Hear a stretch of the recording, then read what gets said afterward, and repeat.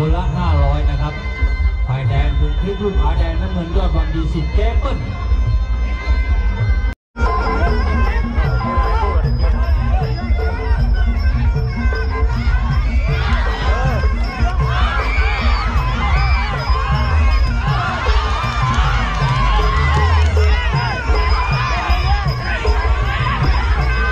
เดี๋ยวนี้ลูกร่างสวยนะครับโอ้โหแล้วมันน้ำแทงหน้าท้องทะลุเลยเอาใครจะโกงเอาใครจะแหลมประธานเรื่องทำอะไรไม่ได้คุณแจ้เข้ามา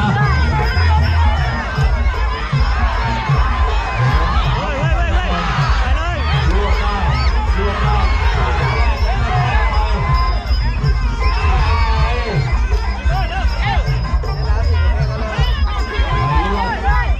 ผิดพลาดแพ้ให้ทุกคนลวกกันสู้แล้วเนี่ยว่ากันใหม่ขวามาต่อยขวาไปเอ้าขวาเข้ามาลวกในอยู่แน่แขนซ้ายแขนขวาไปขวามาโอ้โหมวยคู่นี้ทำเป็นมวยเข่าสวย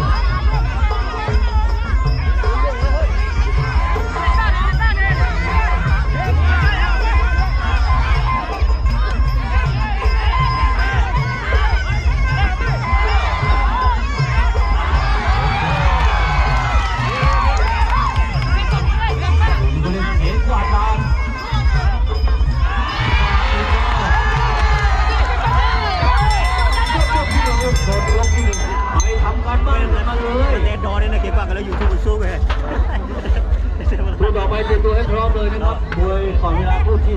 4ฝ่ายแดงคือเป็นสุเกียรติบุญส่งเจอกับละอูน้อยสิทธิ์เต้หูมีเดิมพันเป็นไปรวมข้างละ 4,000 นะครับ2ข้าง 8,000 บาทต่อจากคู่นี้นะครับแล้วต่อจากนั้นก็จะเป็นหน้าที่ของธนศักดิ์ลูกพื้นมุมแดง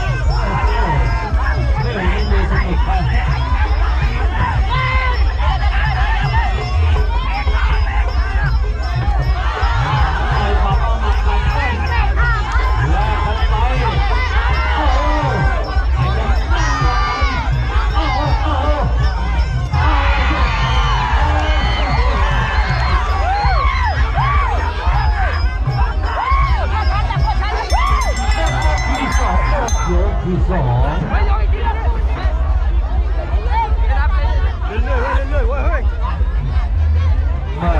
นี่มวยตั้งใจมาชกกันจริงๆต้องยอมรับหัวใจเขาคือถ้ามาดูกันเต็มเวทีแบบนี้นักมวยก็ต่อยกันขาดใจแล้วครับ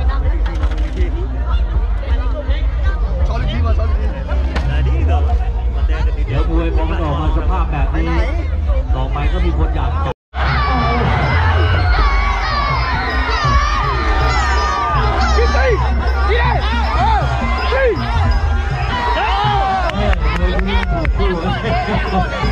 อาจารย์ลูกศิษย์ใหม่คนแรก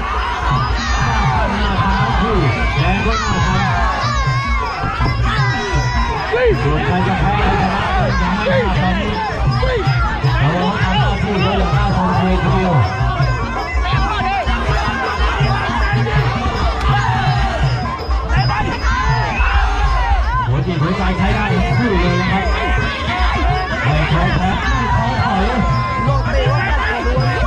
ดูอายุที่ต่อสู้นี้ใช้ได้มากนี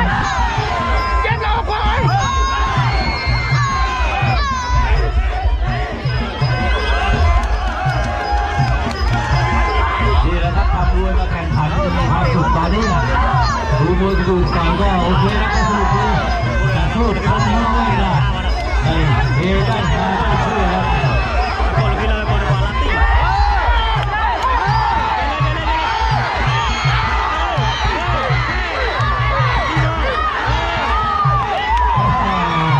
มีสองมือมาแล้วก็รู้กันแล้ว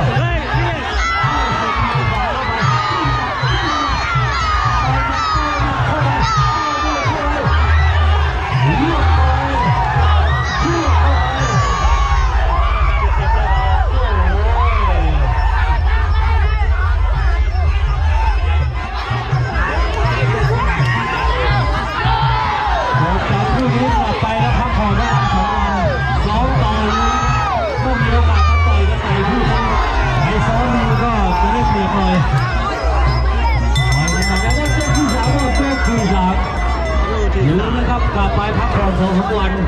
อยู่ชายาก็บ้างอย่าลืมนะครับแล้วก็ซ้อมต่อเลยซ้อมให้หนักเดี๋ยวได้เจอกันไม่งานไหนก็งานไหน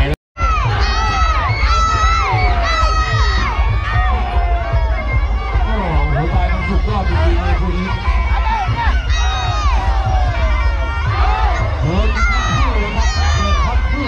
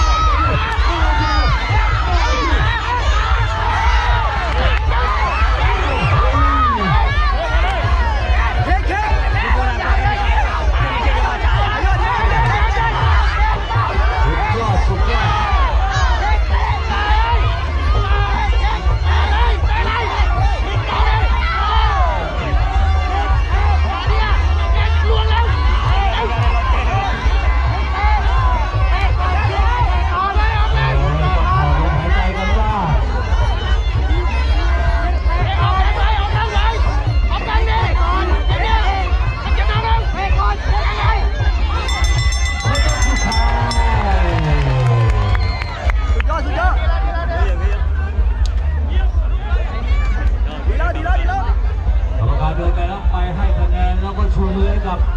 เรื่องแรกเลยครับเป็นฝ่ายได้รับการชูมือไปไม่ระดับนะ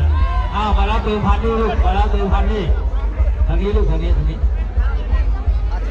โอเคก็ขอแสดงความยินดีกับผู้ชนะแล้วก็ขอเป็นกำลังใจให้กับผู้แพ้อย่าท้อถอยมันนะครับลูกศิษย์ของเราคนนี้ผมว่าใช้ได้